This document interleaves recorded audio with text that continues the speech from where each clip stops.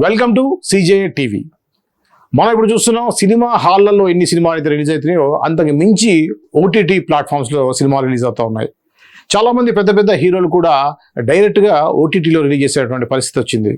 Corona టైంలో ఎక్కువగా ఈ యొక్క సాంప్రదాయం ఉన్నప్పటికీ కూడా ఇప్పుడు కూడా బడ్జెట్ రీత్యా రిలీజ్ చేయడానికి అయ్యేటువంటి ఖర్చుల రీత్యా కూడా సినిమాలు ఎక్కువగా ఓటీటీలో రిలీజ్ అవుతున్నాయి.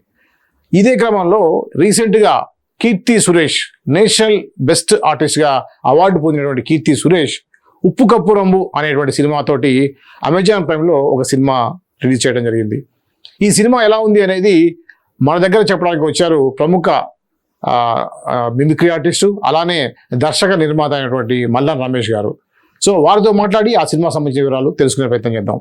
నమస్తే అండి రమేష్ గారు. నమస్తే అండి రమేష్ గారు, ఈ యొక్క ఓటీటీ సినిమా ఏదైతుందో దీనికి సంబంధించి ఉప్పు కప్పు రంబు సంబంధించిన డీటెయిల్స్ చెప్పండి, ఎలా ఉంది ఏంటి? ఉప్పు కప్పురం అనేది ఒక డిఫరెంట్ స్టోరీ. అది తెలుగు కంటే తమిళ వాళ్ళకైతే బాగా నచ్చుతుంది. అవునా? ఓకే. అందుకే కావచ్చు మహానటిలో హీరోయిన్ గా నటించి ముఖ్య పాత్ర నటించి ప్రముఖంగా పేరు తెచ్చుకున్నటువంటి కీర్తి సురేష్ ని పెట్టారు. ఓకే. దర్శకుడు ఐవి శశి. ఐవి శశి అంటే పాత దర్శకుడు ఉన్నాడండి. ఐవి శశి ఆయన కాదు, పాత దర్శకుడు ఐవి శశి వారసుడు. ఈయన పేరు కూడా ఐవి శశి. ఓకే. ఈ సినిమాని దాదాపుగా 5-6 భాషల్లో అనువదిస్తున్నారు, అనువదించారు. ఓకే. ఓకే. తెలుగులో ఈ సినిమాని ఒక ప్రివ్యూ వేశాడు మహేష్ బాబు. ఏబిఎం ఏదండి వండర్ఫుల్ ఉంది, అవును, గచ్చిబౌలి దగ్గర, అందులో వేశాడు. ఏబిఎన్ జీవిఎం మహేష్ బాబు ఆ థియేటర్ లో రివ్యూ వేశారు. చాలా మంది చూసారు. అక్కడ కీర్తి సురేష్ కూడా వచ్చింది. ఫస్ట్ కీర్తి సురేష్ కి అభినందనలు, ఎందుకంటే ఆ నటనకు అభినందనలు. ఓకే. ఇలాంటి కాన్సెప్ట్ సినిమాలు తీసుకోవడం, ఇలాంటి కాన్సెప్ట్ సినిమా యాక్సెప్ట్ చేయటం, అసలు కథ కూడా ఎంత వెరైటీగా ఉందంటే థియేటర్ రిలీజ్ చేస్తే ఆడదండి. థియేటర్ రిలీజ్ చేస్తే ఆడదు. ఓకే. అది ఓటీటీలో టీవీలో తప్ప ఆడదు. అక్కడ కూడా మరి పెట్టుబడి ఎలా కూడింది అనుకుంటే 4-5 భాషలు కదా, 5-6 భాషలు. అవును, ఇండియన్ లాంగ్వేజ్ అన్నిట్లో చేస్తారు. అదొక అడ్వాంటేజ్ ఉందండి. కూడుతుంది. ఇది కమర్షియల్ ఎలిమెంట్స్ సంబంధించిన సినిమా కాదని పక్కన పెడితే కథ ఉంది. ఆ కథ యూత్ ఓరియంటెడ్ కాదు, కుటుంబాలందరూ వెళ్ళి చూడాలనే ఉద్దేశం కాదు. బట్ ఓటీటీ అయినప్పుడు ఆ అమ్మాయి ఉంది కాబట్టి, కీర్తి సురేష్ ఉంది కాబట్టి డెఫినెట్ గా ఇంట్లో చూస్తారు. ఏం లేదు, ఆ కథ ఏంటంటే ఒక గ్రామంలో ఒక గ్రామ పెద్ద ఉంటాడు. గ్రామ పెద్ద చనిపోతే వారి కుటుంబీకులే వారసులు కావాలి. ఓకే. గ్రామ పెద్ద చనిపోతాడు, సుధాకర్ గారు చనిపోతాడు. చనిపోయిన తర్వాత ఆయన కొడుకు లేరు, కూతురు. ఓకే. కూతురు కీర్తి సురేష్. ఈ అమ్మాయికి అంత ఫ్యాన్సీ టైపు స్టైల్ లైఫ్ ఇది తెలియదు, ఈ పరిస్థితి తెలియదు, డ్రామా కట్టుబాట్లు అవేం తెలియదు. ఆ బాడీ లాంగ్వేజ్ కూడా వేరు వేరు. చదువుకునే అమ్మాయి కదా. ఆమె తీసుకొచ్చి గ్రామ పెద్దగా పెట్టేసరికి ఏ డీల్ కాబట్టి ఏ ప్రశ్న అడిగినా ఏదో సమాధానం చెప్పగలుగుతుంది. కానీ ఒక కీలకమైన ప్రశ్న సుహాస్. అక్కడ ఇక్కడ సుహాస్ కీర్తి సురేష్ అంటే హీరో హీరోయిన్ కాదండి. ఒక హీరో ఉండాలి, హీరో పక్కన ఉన్న హీరోయిన్ కాదు. ముఖ్య పాత్రలు, ఇందులో ముఖ్య పాత్రలు ఎవరంటే కీర్తి సురేష్, సుహాస్, బాబు మోహన్ గారు. ఓకే. నేను స్టన్ అయ్యా, ఎందుకంటే బాబు మోహన్ గారికి చాలా రోజుల మంచి పాత్ర వచ్చింది. మంచి పాత్ర దొరికింది, న్యాయం జరిగింది, గ్యాప్ వస్తుంది కదా. పెద్ద పాత్ర సినిమా మెయిన్ రోల్ విలన్. విలన్ అంటే ఫైటింగ్ సంపుడు ఆ విలన్ కాదు, సినిమాలలో ఉండేటట్టు కోల్డ్ వార్స్ దానికి సంబంధించి నెగిటివ్ రోల్. ఓకే. అయితే వీరికి బాగా న్యాయం జరిగింది. నటులు ఎవరైతే సుధాకర్ పేరు చెప్పాను కదా, జెన్నీ గారు, తర్వాత తాళ్ళూరి రామేశ్వరి. అవును, ఫేమస్. ఒకప్పుడు సీతా మహాలక్ష్మి చంద్రమోహన్ హీరోయిన్, సీతాలు సింగారం. మహేష్ బాబు వాళ్ళ తల్లిగా వేసింది నిజం సినిమాలో. అవును, ఆమె ఇక్కడ సుహాస్ తల్లిగా వేస్తుంది. అంత పేదరికం సంబంధించిన.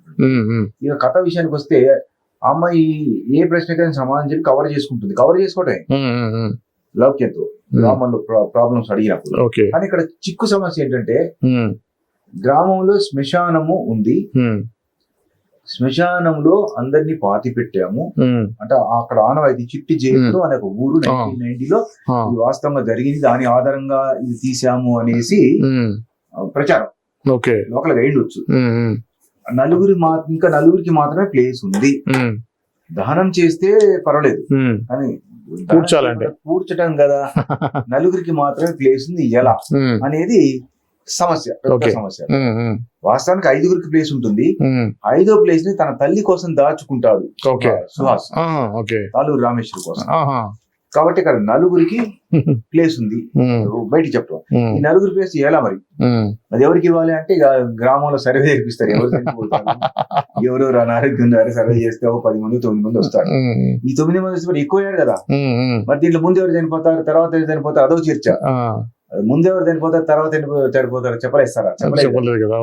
ఆ క్రమంలో ఆ చర్చ జరుగుతున్న క్రమంలో హీరో ఒక స్థలం దాచుకున్న తల్లి కోసం విషయం కూడా బయటపడుతుంది. కొంచెం ఇబ్బంది పెడతారు, అది వేరే లైన్.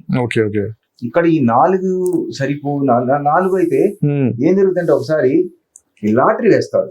లాటరీ వేసినప్పుడు ఈ స్థలం వీరికి, ఈ స్థలం చనిపోయే ముందు చిత్రం చూడండి, అందరూ బాగానే ఉంటారు, చనిపోతే ఈ స్థలం వీరికి కేటాయించాలి లాటరీ వేస్తే ఆ లాటరీ ఎవరికైతే తగులుతుందో ఒక ఆమె కొడుకు, అతను కూడా గ్రామ పెద్దలు అంటాడు, డబ్బింగ్ ఆర్టిస్ట్, అతను ఏం చేస్తాడు, పెద్ద పార్టీ ఇస్తాడు.